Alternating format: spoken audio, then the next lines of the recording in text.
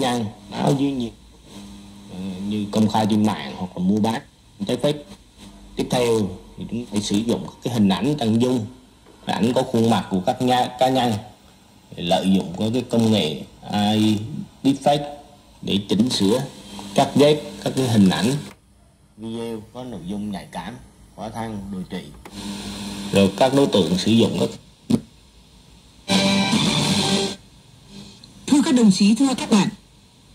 năm 25 thực hiện chủ đề tăng tốc bứt phá, quyết tâm hoàn thành thắng lợi các mục tiêu nhiệm vụ nghị quyết Đại hội Đảng bộ Quân đội lần thứ 11 trong toàn quân. Là một trong những đơn vị có sự thay đổi về tổ chức biên chế sau khi thực hiện chủ trương của Quân ủy Trung ương về xây dựng quân đội tinh gọn. Làm dọn lát trên địa bàn của tỉnh Bắc Cạn trong năm sao mới ăn tiếp tục. Thì có người Việt Nam mà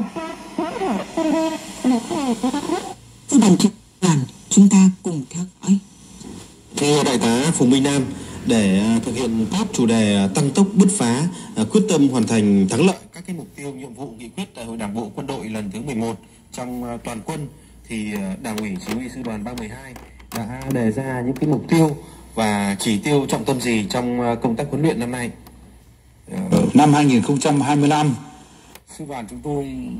quyết tâm thực hiện tốt chủ đề, đó là tăng tốc bứt phá, quyết tâm hoàn thành thắng lợi các mục tiêu nhiệm vụ nghị quyết Đại hội Đảng bộ của quân đội lần thứ 11, thực hiện nghiêm túc cái nghị quyết số 1659 ngày 20 tháng 12 năm 2022 của quân